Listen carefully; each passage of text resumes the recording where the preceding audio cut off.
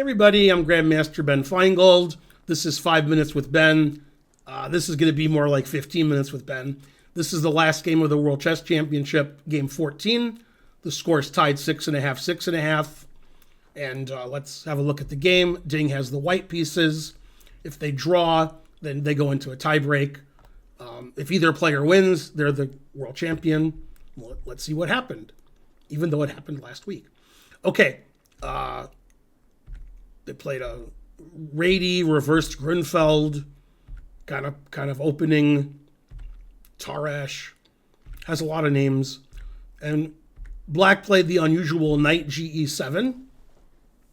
I've actually had this position with Black, but with White, with colors reversed in a Grunfeld. Okay, C4.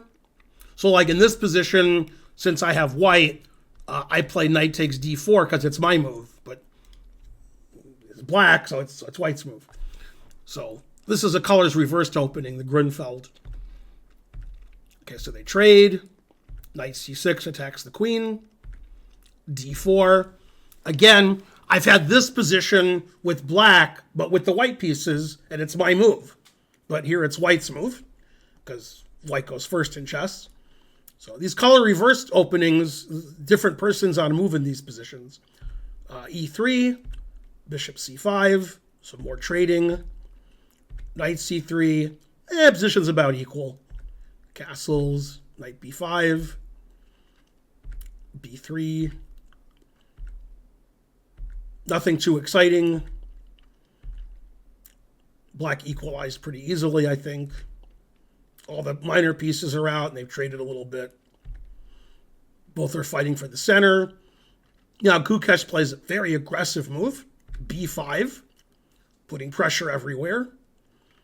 C takes B5. A takes B5.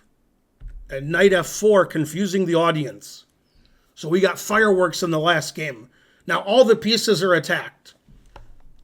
This knight's attacked by the bishop. This knight could take the bishop. This bishop could take. Black could take the knight. Black could take the bishop. So it's too complicated. So the arbiter stopped the game and said it was too exciting. Okay, Gukesh took the knight. White took the knight. Black took the bishop. White took the bishop. Rook B8. And we have this boring, they traded all the pieces off, likely drawn position. Centralizing the rook, attacking the queen. Queen B6. And this is a pretty drawn position. I wouldn't say that either side is better. Now, in this position, Ding did something that he's done a lot this match. In positions that were equal, he would give himself slightly worse positions that he knew he could draw. So he played the very strange A4 here, which basically says I'm going to lose all my queenside pawns, but it doesn't matter. Technically, he's right, but there's no reason for White to lose a pawn here. Position's drawn, but he decided if he loses his B pawn, that's okay. He'll still draw. I can't really argue with him. He's right. So he just gives his B pawn away and says this is a draw. Trades everything off, and they get this drawn position, and everybody was looking forward to tie breaks. Okay, so Black tried to win because, pawn up, but everything's on the same side. The rook endings are all drawn. The bishop endings are all drawn. There's one ending that's not drawn, which unfortunately was the case. Okay, so nothing's happening. It's just a drawn position. Black's a pawn up. Black's trying to win. Now it's 2 against 1.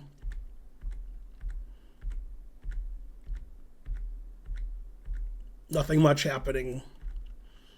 A8's not a good square for the bishop because the bishop is trapped there. So that led to the demise later. Okay, and in this position, White blundered. Basically, any move draws. Move the bishop somewhere. Move the rook sideways. There's no way for Black to break through. Position almost has nothing left on the board. And here, Ding blundered with rook f2.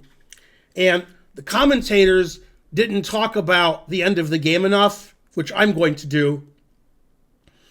half of this video is going to be talking about the final position. Because, you can't really start talking about a position when somebody's already won the game and they're declaring him world champion. You don't want to be analyzing it when you could interview the players and see the shock on their faces and such. And also, for the Grandmaster commentators, it was too easy. But for club players, class players, it's not easy at all. Rook f2 is a blunder that loses. And it loses because white's bishop is trapped on a8. So now black can trade rooks and trade bishops, and this is a winning king and pawn ending. Of course, the bishop was on b7 or any other square, we could just move the bishop away and it's a draw. But bishop's trapped on a8. And this position, it went king e3, king e5, and white resigned. Okay, so there's several things I have to tell you about this ending. One is, if a 1500 player was black, I don't think they would win. And I gave this position to one of my students, and they couldn't beat me. The other thing I want to mention is white could play king e1 here, which he didn't do, and black only has one winning move. Okay, black has 9 legal moves, 8 with the king and 1 with the f-pawn, and only one of those 9 moves wins. So this isn't easy. This isn't an easy position. But king e5 wins because it's the distant opposition. Now if king d2, king d4 wins. If king e2, king e4 wins. And if king f2, king d4 wins, getting the diagonal opposition. And if king d1, then f4 wins. Because if you take, my king can go in front of the pawn and win. Okay, and that's important. So he could have played king e1, Gukesh would have played king e5, and he would have won the game. Now, in this position, Ding played king e3, king e5, and white resigned. Now, if white goes back, then black wins very easily. Black is just going to win the g-pawn by shouldering out the king. Okay, that's fairly easy, actually. And king d2 loses to king d4, and it's the same thing. And black's king is going to run over and take the g-pawn. Much more interesting, instead of resigning, is to play king d3.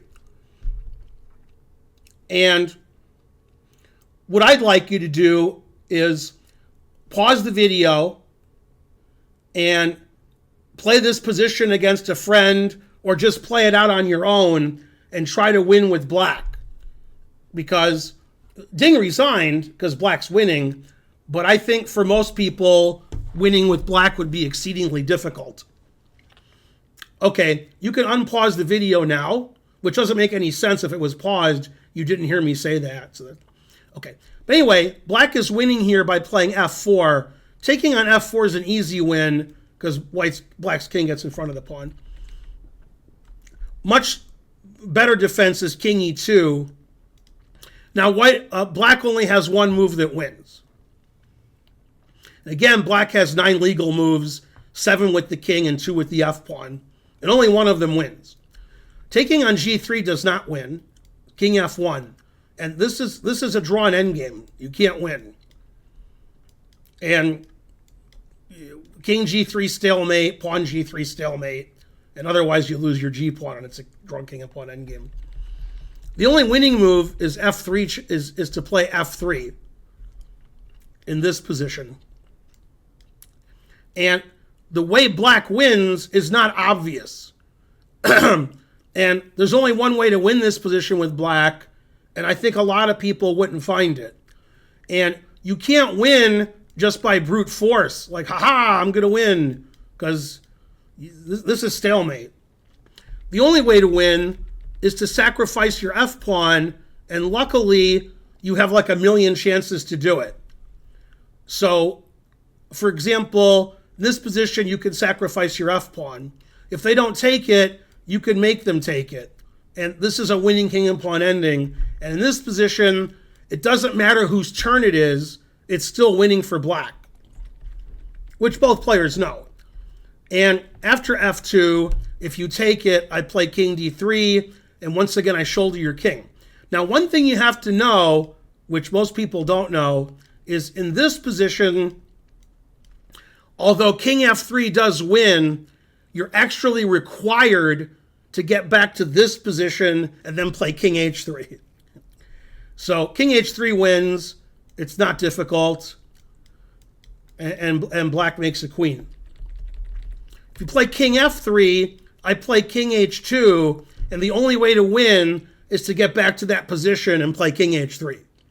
If you play g3 check, this is a draw now. King f2 stalemate, and g2 king here is going to be stalemate. So you have to play king f2, and then king g3, and then don't play king f3 again, because 3-time repetition. So play king h3, and then you'll win. So the players knew all of this, that black would get a passed f-pawn and then sacrifice it by playing f2 and then win the game. There's no other way for black to win. And now, if black doesn't know that, not these players, but some other players, we get this position, black is still winning. Black just moves the king away, gives away the f-pawn, and then wins the same as before. So even the final position was very interesting, especially for lower-rated players. Fact number 1, king e1, king e5 is the only move that wins, because black gets the opposition.